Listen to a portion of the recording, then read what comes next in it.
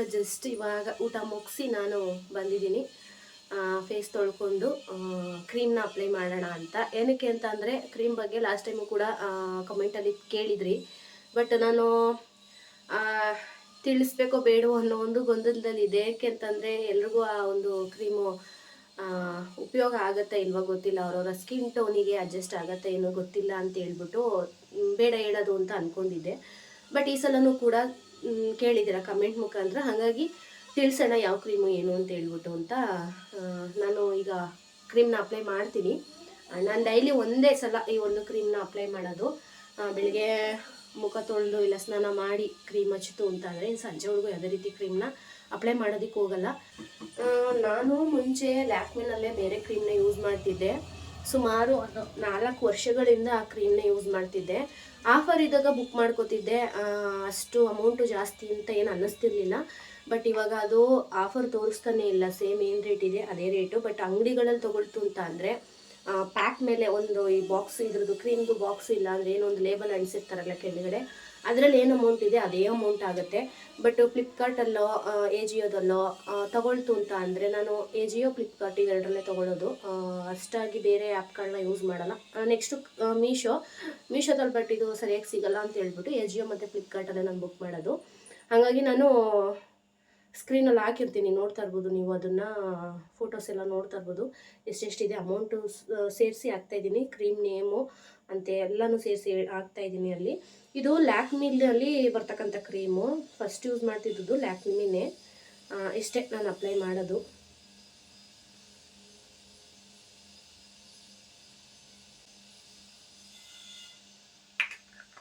Daily ಸ್ವಲ್ಪನೇ ನಾನು use ಮಾಡೋದು. ಇದೇ ಸುಮಾರು ದಿನ ಬರುತ್ತೆ.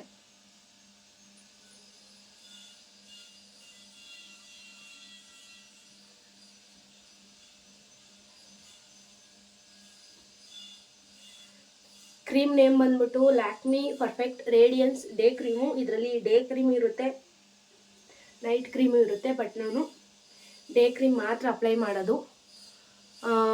ಇದು ಕಡಿಮೆ ದುಡ್ಡಿಂದು. ಫಸ್ಟು ಯೂಸ್ ಮಾಡ್ತಾ ಇದ್ದಿದ್ದು ಒಂದು ನಿಮಿಷ, ಆಯಿಲಿನ ಕ್ರೀಮು, ಇದನ್ನು ನಾನು ಯೂಸ್ ಮಾಡ್ತಾ ಇದ್ದಿದ್ದು. ಇದು ಎಷ್ಟು ಡಬ್ಬಿಯಾಗಿ ಖಾಲಿಯಾಗಿದೆಯೋ ಗೊತ್ತಿಲ್ಲ. ಬಟ್ ಇದು ಕೂಡ ಸುಮಾರು ದಿನಗಳು ಬರುತ್ತೆ, ಒಂದು 4 ತಿಂಗಳವರೆಗೂನಾದರೂ ಬರುತ್ತೆ, ಪರವಾಗಿಲ್ಲ, ಯೂಸ್ ಮಾಡ್ಬೋದು.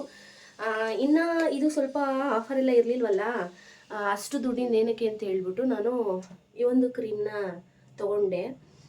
ಇದು ಕೂಡ ಕಡಿಮೆಲಿದೆ, ನಾನು ಸ್ಕ್ರೀನ್ ಮೇಲೆ ಹಾಕ್ತೀನಿ ಎಷ್ಟಿದೆ ಅಮೌಂಟ್ ಎಲ್ಲ ಅಂತೇಳಿ.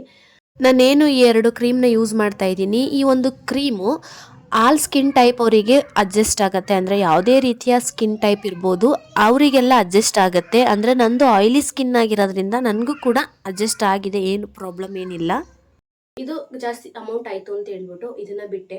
ಇದು ಕೂಡ ಅಡ್ಜಸ್ಟ್ ಆಗಿತ್ತು, ಬಟ್ ಇದನ್ನು ನೋಡೋಣ ಅಂತ ಹೇಳ್ಬಿಟ್ಟು ತರಿಸ್ಕೊಂಡೆ. ಪರವಾಗಿಲ್ಲ, ಇದನ್ನು ಯೂಸ್ ಮಾಡ್ತಾ ಕಡಿಮೆ ದುಡ್ಡು. ಇದು ಕೂಡ ಸೇಮ್ ಅದರಂಗೆ ಒಂದು 3-4 ತಿಂಗಳು ಬರುತ್ತೆ ಅಂತ ಅಂದ್ಕೊಂಡಿದ್ದೀನಿ. ನೋಡೋಣ.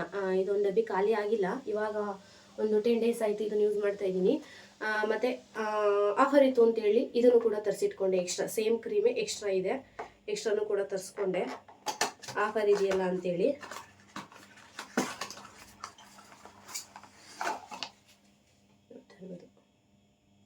ಇದನ್ನು ಅಂಗಡಿಯಲ್ಲಿ ತೊಗೊಳ್ತು ಅಂತ ಅಂದರೆ ಎಷ್ಟು ಅಮೌಂಟ್ ಇದೆ ಗೊತ್ತಾ ಒಂದಕ್ಕೇ. ಬಟ್ ಅರ್ಧಕ್ಕರ್ಧ ಅಮೌಂಟನ್ನು ನಾವು ಸೇವ್ ಮಾಡ್ಬೋದು ಆನ್ಲೈನಲ್ಲಿ ಶಾಪಿಂಗ್ ಮಾಡ್ತು ಅಂತ ಅಂದರೆ. ತುಂಬಾ ಚೆನ್ನಾಗಿದೆ. ಆಲ್ ಸ್ಕಿನ್ ಟೈಪ್ ಅವರು ಇದನ್ನು ಯೂಸ್ ಮಾಡ್ಬೋದು, ಏನು ಪ್ರಾಬ್ಲಮ್ ಇಲ್ಲ. ನನಗೂ ಕೂಡ ಅಡ್ಜಸ್ಟ್ ಆಗಲ್ವೇನೋ ಅಂತ ಅಂದ್ಕೊಂಡೆ, ಬಟ್ ಅಡ್ಜಸ್ಟ್ ಆಗಿದೆ. ಕ್ರೀಮ್ನ ಅಪ್ಲೈ ಮಾಡಿದ ನಂತರ ನನ್ನ ಆಫ್ಟರ್ ಲುಕ್ನ ನೋಡ್ತಾ ಇದ್ದೀರಲ್ವ, ಯಾವ ರೀತಿ ಕಾಣಿಸ್ತಾ ಇದ್ದೀನಿ ಅಂತ.